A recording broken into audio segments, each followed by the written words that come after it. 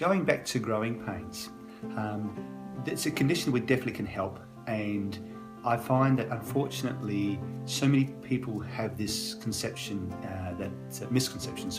that you just have to write it out. If we get the children in and we give them the right advice, give them the right exercises, the right stretching, then you'll find they'll get lots of relief from those types of activities. Giving the children the right tools to improve creates a great response in them. They're young, they're healthy, they tend to heal really well, and I like to think that we can always help in one way, shape or form with the kids. Osgood-Schlatter's and Sever's disease are conditions of the lower limbs. We see them in young ladies and men who tend to be more active, but not always. Activity comes in many different forms, from skateboard riding to riding the push bikes to mucking around in the backyard on the trampoline to playing organised sports.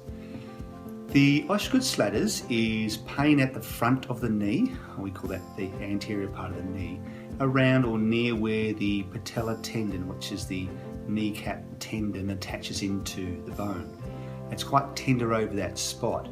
And Sever's disease is a condition where the Achilles tendon or the calf tendon attaches into the heel area.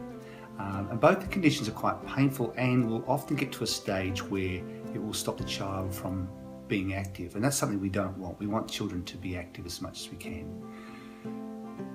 The beauty of working with kids is that they're young, they're generally healthy, and they're good healers. And so if we give them the right tools, if we give them the right advice, and they get stuck into their exercise programs, you'll see great results, which is part of the reason why I enjoy treating children so much.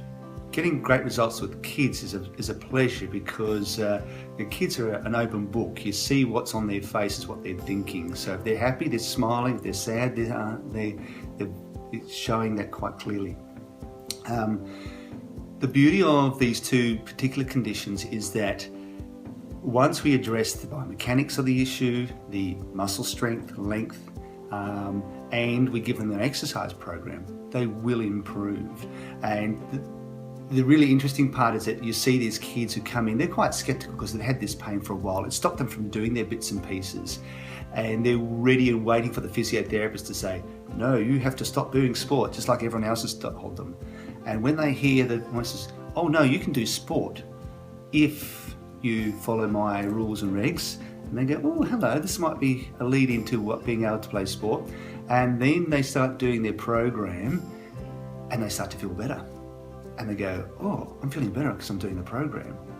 So that makes them want to do their exercises and do their program even more. And the more they do the program, the faster they get better.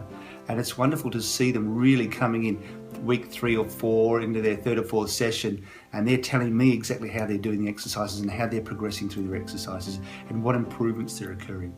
They've taken control of managing their own condition. And then, in that 6 to 8 week period when they're back nearly playing their full-time sport again, they're really happy. And at that 12-week period, they've just about forgotten about the condition that they had before, and they're just ploughing through, doing all the sports and activities, which is really what we want from our kids. We want to keep them active as much as we can.